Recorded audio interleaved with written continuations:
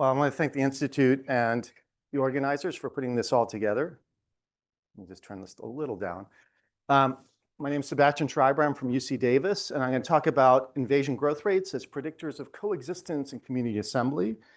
Sort of the context for my talk is this basic set of questions in ecology where you're trying to understand the formation of ecological communities, understand their composition over ecological time.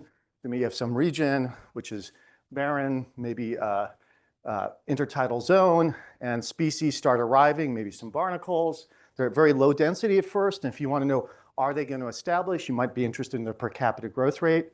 This per capita growth rate, when rare, I'm going to call it invasion growth rate.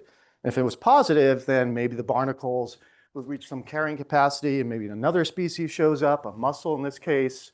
Maybe it also has a positive invasion growth rate. It becomes very common to the point where now the barnacles are rare again. And you can ask, what's the invasion growth rate of the barnacles in this new context? And if it's negative, you might see the exclusion of the barnacles. And this process continues until maybe eventually you reach some sort of community that resists all other invasion attempts.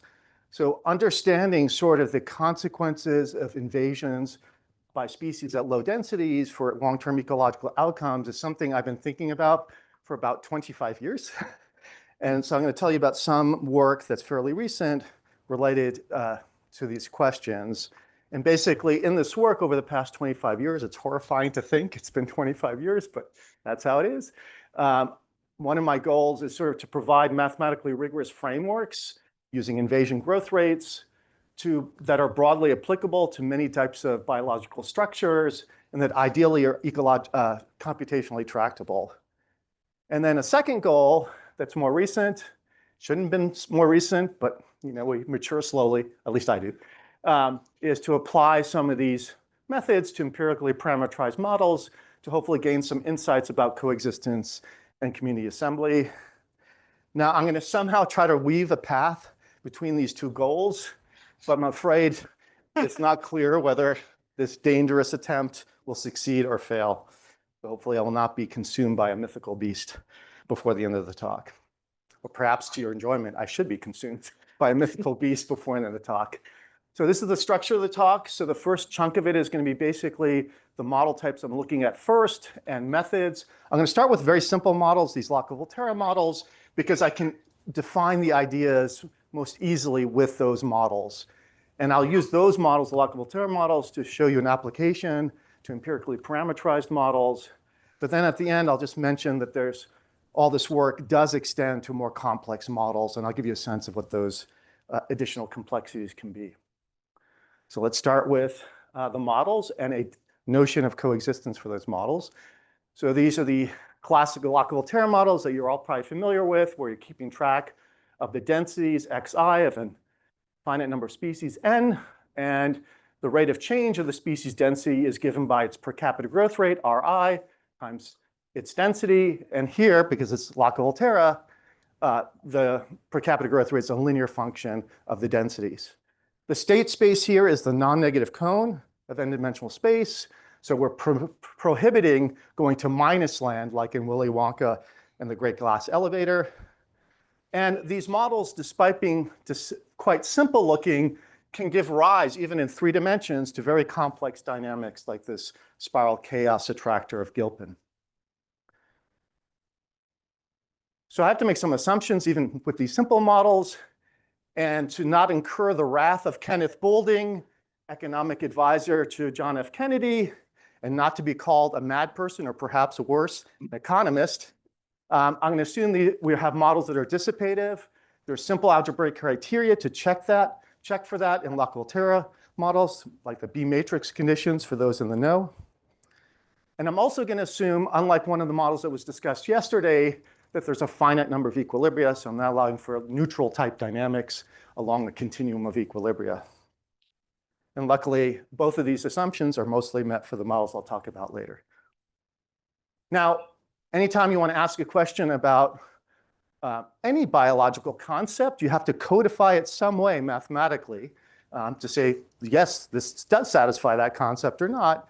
So if it's to coexist or not to coexist, I could use different definitions that are sort of discussed in this recent biological review paper with Adam Clark, which could be a feasible equilibrium, meaning you have an equilibrium where all the densities are positive. Maybe it's a stable feasible equilibrium. Maybe it's a positive attractor. No, no, no. In this case, I'm going to go with something stronger in some sense, which is the notion of permanence, which means you have a positive attractor. So all the species have positive densities there. And for all initial conditions where all species are present, you're approaching this global attractor, which might consist of lots of smaller attractors, just so we're clear. And all that means is if I have all species present, in this case 3, eventually all the species densities are bounded below by some fixed number m, and that even if I perturb the system through these rare, vigorous shakeups, the species still persist. So that's going to be the notion of coexistence here for this talk, and it's a natural one when you're using invasion growth rates to characterize coexistence. So a key reason I'm going to be using Lotka-Volterra to illustrate the ideas is something known as the time averaging property. So I want to describe that briefly. So imagine we have a subset of species S, and I let CS denote the states where just those species, those indices, have strictly positive densities. So in the cartoon in the lower left, n is 3, and we have S is equal to 1 and 3. And we're seeing that sort of lightly highlighted region is CS, where 1 and 3 have positive densities. Now imagine you have a solution to your Lotka-Volterra system that in forward time goes to this set CS. Then what can you say? Well, what you can say is that there's a unique equilibrium inside CS, so it's an equilibrium just supporting the species in S. And moreover, there's this time averaging property. So if I take the average per capita growth rate over an infinite time horizon, it converges to this per capita growth rate at the equilibrium.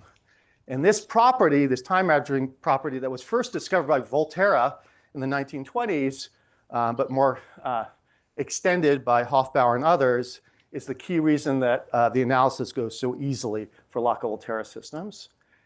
And I'm going to assume these per capita growth rates at the equilibrium, which I'll just denote Ri of S, are non-zero for the species not supported by the set S. So those are the quantities I call the invasion growth rates. So this assumption is if you're not there, you either have a positive or negative invasion growth rate.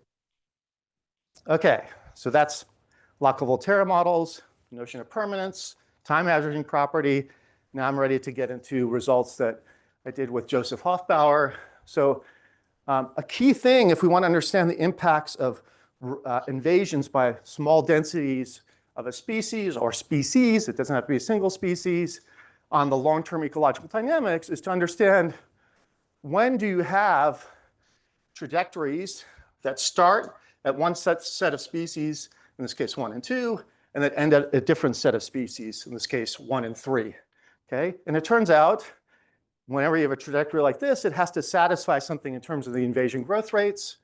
So the first thing is the species in T that are not in S, so that's species 3, have positive invasion growth rates. So that means you're moving toward T. And then as you approach T and you're losing some species from S, the species that you lost from S have negative invasion growth rates. So it turns out this is true in a very general sense. So it's a way to, like, when this criteria holds, you know that there's possibly a connecting orbit between S and T. Okay, so this now allows me to define what we call the invasion graph. So the graph is going to have vertices that correspond to equilibria of the model. And it's going to be all equilibria except maybe the n species equilibria if the question is about coexistence. And then we're going to have directed edges between the vertices based on that proposition that I just described. So that means we go from S to T. If the per capita, the invasion growth rate is negative for all species in T that are not in S, so then you're starting to move to S. And then as you lose some species from S, the species that you lost have negative invasion growth rates at the equilibrium corresponding to T. So this gives us a graph. What does the graph look like? So here's one for an empirically parameterized Lotka-Volterra model for a grassland community. I'm looking at 5 of its species. I'll show you the 6th in a few minutes. This is from Geisendorfer in 2011. So this is the invasion graph for this community. So I just can compute it. It's just solving a bunch of linear equations. And you can see here's the 0 equilibrium, no species present, single species equilibria, 2 species equilibria, 3 species equilibria, so forth. And now you could say, looking at this graph, how can I tell whether or not all the species coexist, where the question mark is. So it turns out you don't have to look at all the vertices to determine whether you have coexistence. You only have to look at what are called -I communities, a concept introduced by Peter Chesson in the 1990s. -I communities are communities that you go to when you start with all the species but species I. So I've highlighted in orange the -I communities. So the upper left, you can see it's a -3 community, a -2 community, a -1 community. More interestingly, here is the -4 community. You lost a second species when you removed 4. Here's a -5 community. You lost 2 other species when you removed 5. And it turns out, understanding the invasion growth rate of that missing species of these orange communities will determine whether you have permanence for the whole system. So here's a theorem. The first is a necessary condition for permanence. So if you know your system is permanent, then what it implies is that each species can invade, has a positive invasion growth rate at its -I communities. And then if you want to make this necessary condition sufficient, you have to have the extra condition that the invasion graph is acyclic. So there can't be any sort of rock, paper, scissors dynamics between communities. And then this becomes basically an if and only if when it's acyclic. When it's cyclic, you can easily show knowing the signs of the invasion growth rates isn't sufficient to determine coexistence. So you have to do some extra things, and we have approaches for that that were initiated by Joseph and done in various contexts, but that I won't discuss here. Okay, so I wanted to show you briefly that you can see other things from these invasion graphs. So here I added the 6th species from this Geisendorfer paper. And you get this is the invasion graph for that. In this case, it's an acyclic invasion graph. All species don't coexist. In fact, there's this minus community of -1, -2, -4, -5 that's an attractor for this system. So this is a very interesting system where 1, 2, 3, 4, and 5, you can show all these vertices are permanent. 1, 2, 3, 4, and 5, permanent with respect to that subsystem, can coexist. 1, 2, 4, 5, and 6 can coexist. But when 3 and 6 are together, they exclude everyone else in this empirically parameterized model, which is sort of a fascinating outcome. I'm curious how common it is. I haven't explored it yet. Okay, so that's looking at questions of coexistence or other long-term behaviors. What about this notion of community assembly, where I'm thinking of species arriving sequentially separated by long periods of time? The invasion graph then is a little too complicated. It contains the necessary information, but it has too much information if we're thinking of sequential assembly in the classical sense, like of the work of Dick Law and Stuart Pym and others. So there's a pipeline, and this is going to be a little redundant, apologies. The pipeline is we have the Mumentroll carting in our empirical matrices, and then we start doing various computations. First, we check to see whether or not the dynamics are dissipative. For instance, checking the B matrix condition, throw them out if they're not, because the methods don't apply, at least rigorously there. And otherwise, we compute the invasion graph, and then we want to restrict ourselves to things that correspond to single species transitions. So there's a simple criterion for that.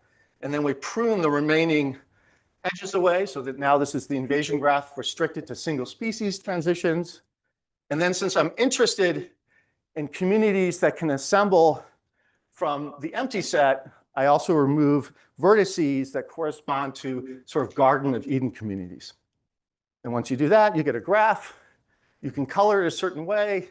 Basically, it corresponds to looking at the longest path from the empty set to that vertex. That gives the height of the landscape there. And then you have to do some extra calculations because some of these vertices might not be permanent. Some of these edges might not be dynamically realized. So you do extra calculations to see if you can say, yes, this is a permanent vertex. Yes, this is a dynamically realized edge for the model. And if you're lucky, it all works out. So let me show you a quick application. So sort of like the Wendy's commercial, where's the beef? Where's the data? Okay. So here is, there were 33 lock-level models that were empirically parameterized that Jörg Spack collected from other meta-analyses of lock-level models. I have to confess, unfortunately, I found errors in these transcriptions from the original papers, so I'm redoing it all. So take all this with a grain of salt right now, just because I'm not sure if I know for a fact some of them are wrong. And these have anywhere from 3 to 9 species. You have mostly plant communities, a few phytoplankton communities, and one ciliate community that's from this fantastic paper by John Vandermeer in 1969, a really cool early illustration of fitting Locklear models to communities. Okay, so what can you do? You can apply the pipeline to those models. And then I'll just tell you a little bit about what the pipeline told me, and then we'll get to the end. So most of them are dissipative. Only one would piss off Kenneth Goulding. The rest are okay. So we can do the rest of the pipeline to the remaining models. Of the remaining ones, all but one of them has an acyclic invasion graph. So the theorem that I mentioned earlier tells you everything about permanence of the vertices. All 32, even the one that has the cyclic invasion graph, you can verify using extra conditions that the vertices only correspond to permanent subsystems and that all the edges are dynamically realized. Like that actually blew me away. When I got this, I was like, no, that can't be right. But that's what it is. So it's sort of a cool illustration that maybe these methods are useful for empirically parameterized models. I'm not expecting this level of luck, so to speak, in general. So let me just tell you a little bit about what I found. So for 26 out of 31 of them, you have a single end state for community assembly. In other words, as you keep on introducing species, eventually you end up in this case with all species present. And that's where there's no way else to go in terms of species composition. Here I'm showing you this orange path in the graph. That's a way to get there. That's why it has such a high color. And here's just running the model to illustrate this path with just rare introductions. Okay. Then some of them have 2 or 3 end states. So in this case, there are priority effects depending on the order which species arrive. You might end up in a community with 2 or 1 species in this case. And there are various outcomes in that scenario. And then there's the weird one, but it's sort of cool. There's one that has this cyclic invasion graph. And what you can show is for this community, there's sort of 2 long-term outcomes. Either you go to this cycle where you're cycling between 3 species communities through single species invasions indefinitely, or you get to a community with all these 5 of the 6 species coexisting in the sense of permanence. So it's sort of an interesting outcome. So to sort of start wrapping up, I said I'd say things beyond Locklear, so I'll just say very briefly on that. So because I claim I wanted a framework that's broadly applicable, and not everyone believes in linear functional responses. And so I just want to mention that some work that I did initially with Swati Patel and then with Joseph, we were looking at models that, first of all, could have nonlinear per capita growth rate functions that can also depend on these auxiliary variables. Why? What are they for? They're for things like if you want to do quasi-periodic or chaotic forcing of your system. If you want to account for population structure, you can shove the frequencies of things in different boxes into the Y's. So that could be spatial structure, stage structure, sex structure. You can also have the Y's correspond to trait evolution equations or correspond to some aspect of plant swell feedbacks. So that's a fairly general framework in which you can do it. I wasn't satisfied with this. So in the past year, I extended it to account for discrete impulses so that we have these impulsive differential equations, because often ecological systems have death pulses, birth pulses, and other types of more discrete events as well as continuous events. So there's a paper that extends sort of this whole approach to those types of models. It's a little more involved mathematically. You have to know some ergodic theory to talk about it carefully, which I'm not going to do here, obviously. But whether it's computationally tractable, I don't know. I think for some simple models, we can, 4 or 5 species is fairly tractable. But in general, I think it's going to be tough for some of these models. And then I have yet to apply to more complicated empirical models, these methods, meaning ones that account for nonlinear per capita growth rates. So with that, I'd like us all to take a break intellectually for a moment. And I want to thank you for listening. So.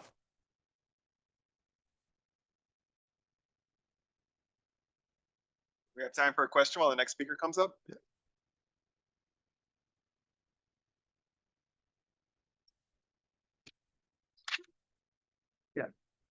So have you tried to sort of use this approach to redo some of these like scaling, look for sort of scaling like the fraction of stable communities, size of the community grows, like sort of Bob May type? Okay, so here's one unfortunate thing about the approach. It's even for lockable terror, where you're just solving systems of linear equations, it becomes sort of combinatorially challenging as soon as you start, because you're looking for every possible equilibrium of any, for just lockable terror, of every subset of species. And so that's sort of the brute force approach that I've been taking. So I'd imagine like if you really want to get to like 20, 30, like I've gotten up to like 18 once. So I don't know how much more, but yeah, one could try to look at maybe in that range, those relationships, but I haven't done that. And I'm not sure if I'd get any newer insights, but it'd just be a different approach to that. Yeah, so that is definitely one of the limitations of the approach is it is computationally challenging when the species numbers is large enough. All right, thanks, Sebastian. Yeah.